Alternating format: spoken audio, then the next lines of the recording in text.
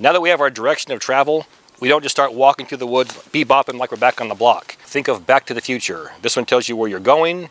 This is your reverse azimuth that tells you where you were.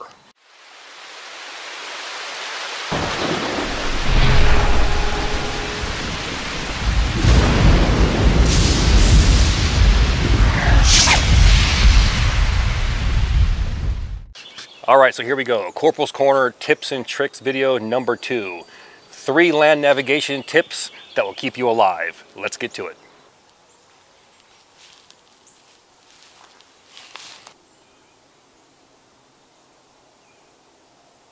Let's jump right into this. We have 3 tips and tricks for land navigation that will help keep you alive. The first one is how to dial in your azimuth or bearing, which means the direction you want to travel, onto a compass. Select the compass of your choice. This one here is a base plate compass because it has a rectangle base plate and the compass sits on top. The Suunto MC2 has a signaling mirror or a sighting mirror along with a magnifying lens or sun lens. So let's jump into how to dial your azimuth or bearing into this compass. Looking at your Suunto MC2 or equivalent, you have a tick mark right there and one right there. This is your direction of travel or your azimuth. It's pointed in the direction that you want to go. Think of Back to the Future. This one tells you where you're going. This is your reverse azimuth that tells you where you were.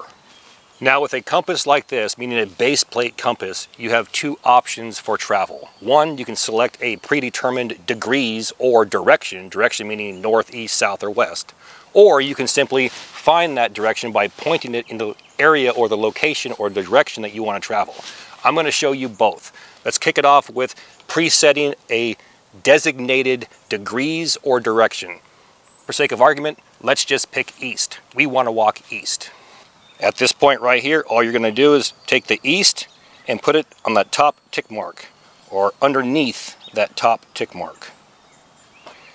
Step 2, we're going to take that red needle and place it into the red hollow needle by simply turning it. You see how we're moving away? We're going to turn it and place it inside.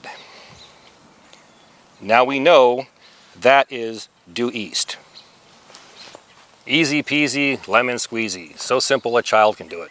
As long as you keep that red solid arrow inside of that red hollow arrow, you know for a fact there's an imaginary line pointing due east or whatever direction you chose, and you simply walk that imaginary line. And that is the true purpose of a compass, is to walk a straight line. This prevents you from doing lateral drift or walking in circles through the woods. Now I'm going to show you how to find a direction of travel. And all we're going to do is we're going to point the compass at an object, meaning a tree out in the distance, could be a rock or something, and then simply spin our needle to where the degrees line up perfectly with our top tick mark. I'm going to stand my back to a tree, and I'm going to point my body in the direction I want to travel. I want to walk through the woods this direction. I'm going to look in front of me. Oh look, there's a tree about 50 yards away. So I'm going to take my compass, I'm going to use my 2 fingers and thumb, I'm going to hold the compass out in front of me, bring it up to my eye level. I'm going to tilt my mirror to where I can see the full reflection of that disc inside the mirror. To aim with our compass, all we got to do is use this oval window at the bottom. Utilize that V-notch, place it on the center of the object that you want to walk to. In this case, we have a tree. And then simply turn my disc to where the red portion is inside the hollow arrow. Once I do this, I can look down at my top needle or tick mark and go 110 degrees. So I know I can walk 110 degrees as long as I keep that red solid arrow inside of my hollow arrow. I'm walking a straight line.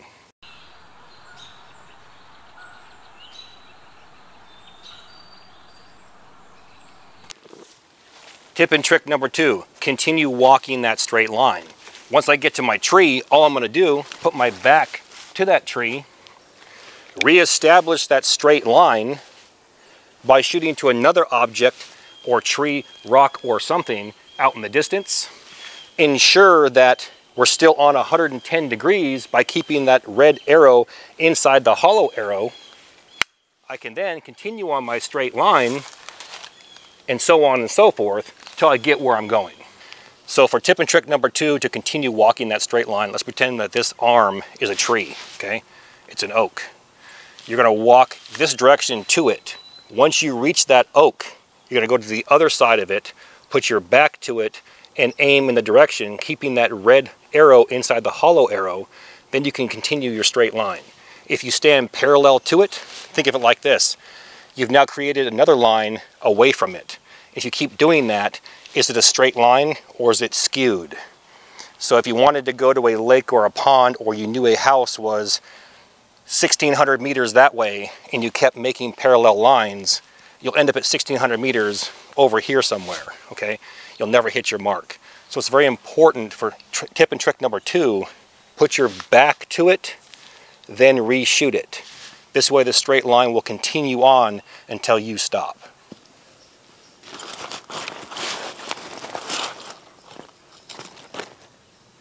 Let's go ahead and continue tip and trick number 2 with continuing to walk that straight line. Let's say you have to stop and use the restroom. Drop a number 2 in the field.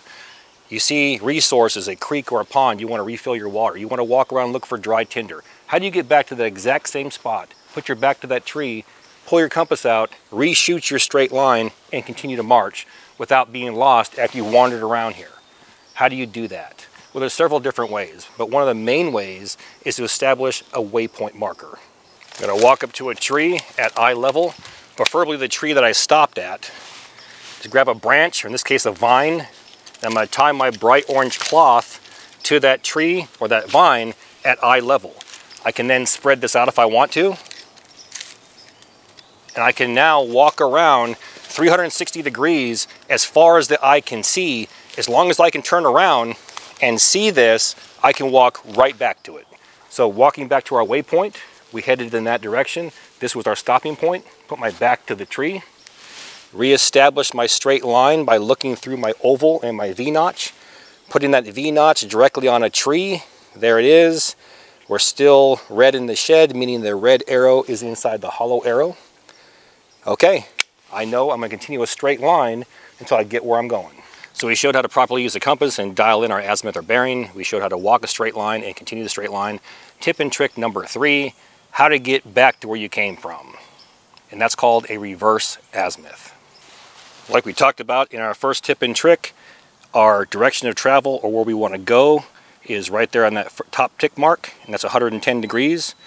On these Suunto MC2s, the math is already done for you. The reverse azimuth, you look down at your bottom tick mark, and it will tell you right there, 290 degrees.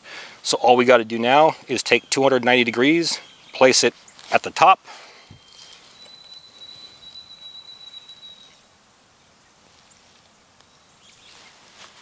and then put the red portion inside the hollow portion.